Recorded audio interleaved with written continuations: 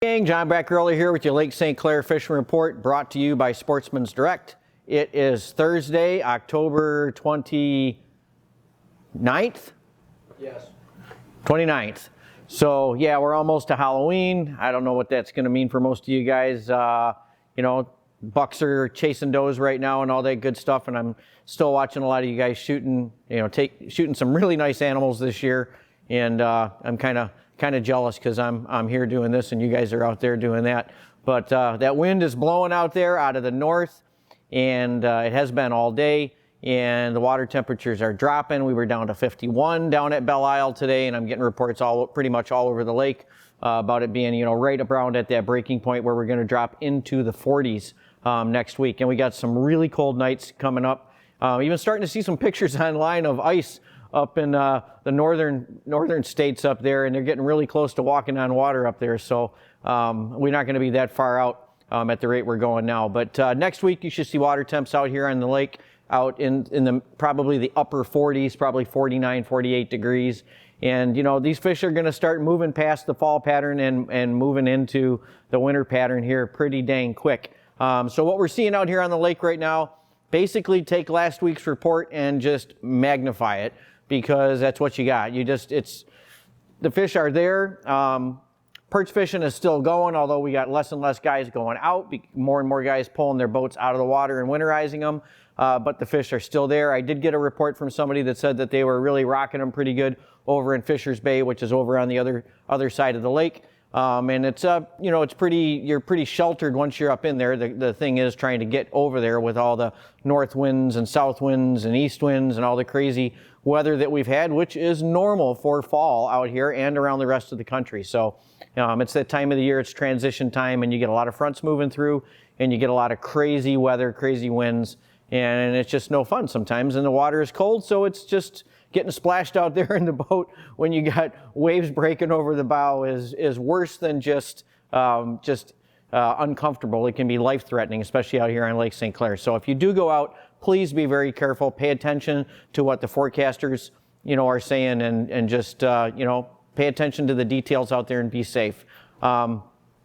So that's the perch fishing over in Fisher's Bay, as I just mentioned. Still getting them down there by the yacht club. Starting to see some fish showing up now in the canals, although most of the fish showing up in the canals right now are small. And that kind of makes sense. I mean, these fish have got a lot of food out there in the main lake. And one of the patterns that we see in the fall is when they come in and they're eating all these little baby bluegills, but they don't have any need to eat baby bluegills right now when they have so many emerald shiners and small shad to feed on out there in the main lake, which is what everybody is seeing out there. But there are going to be fish moving into that spillway. I know I keep talking about it. I'm going to switch gears a little bit since I'm talking about the spillway and say the muskies are there. So I am getting reports now from guys actually in the spillway and all around the mouth of the spillway that are tagging some nice skis. And that's pretty much the story along the shoreline. I mean, guys are catching muskies, and guys casting for walleye at night. Ding ding, light bulb time, guys. They are catching walleyes from shore all along here, all along the lake at nighttime, and getting bit off by muskies. That's why I did the ding ding, because these guys are, normally when we're casting for walleyes, we don't have the gear for those skis. We have a hard time even getting the hook set on those fish when we're throwing bombers and stuff like that. But so we lose a lot of baits to the muskies this time of the year. But they are definitely there. And if they're there feeding at night, you can bet they're going to be there feeding during the daytimes as well. And when the skis are there, that also means the walleyes and the perch and everything are there. So these fish really are showing up on the shoreline here. Now, as far as the walleyes down in the Detroit River, talked about it in the last report. It's just gotten better. I had one of our guys was out there earlier this week and made 3 drifts. And in 3 passes, he had his limit of fish, and the weather was really lousy. So it's really just about the weather. So same thing with the panfish, guys. Nothing has really changed there, except it just keeps going, and it's going to keep getting better all the way through ice up and through the wintertime. Still getting some really nice catches of bluegills, pumpkin seeds, some crappies, and some perch mixed in there too, like I was just saying. They are starting to move in, but you're not going to see them hot and heavy here for a while, I'm guessing, on the perch with all that easy food that they've got out there in the main lake still right now. Smallmouth bass. The guys that are catching the smallies are still catching the smallies. The guys that are struggling are still struggling, and you're probably going to struggle more because as these water temperatures dip down below 50, that bite's even going to slow down more. The fish are going to school up more, and it's if you're not on them, you're not on them. And when you are on them, you're not going to get a ton of bites in a lot of cases.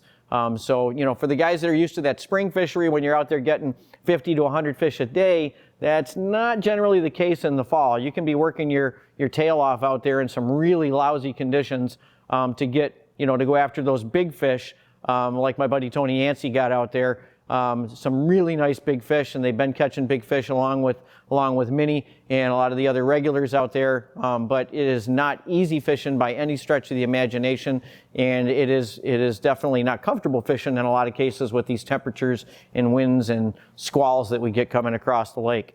That's kind of really all I got for you guys. I mean, I don't know about you, but it's been an exhausting week. I'm really looking forward to getting through these elections and seeing a lot more posts online about fishing as opposed to everything else going on out there. But I know even after next week, I'm sure we're still going to be seeing a lot more exhausting things going on the web besides fish and big buck pictures. But let's hope that we get through all this and that you guys can get out if the weather straightens up a little bit. It is supposed to straighten up a little bit next week and get a little bit of a warm front, but I think we got a couple of days here tomorrow and Saturday that are supposed to be decent, although you're going to have some higher winds, but it looks like the direction may be still good enough that you guys can get out and at least fish shoreline cover. But remember, this time of the year, you do not have to get out far. You don't even have to get out on the lake. You can shore fish, you can get into some of these secluded areas, and you can still get out and enjoy yourself in this great time of the year in the fall. So you take care, and we'll see you next time. Hey, if you like this video content and you want to get updated as soon as the next video is out there, hit that subscribe button and the little bell icon, and you'll get notified as soon as the next video is up.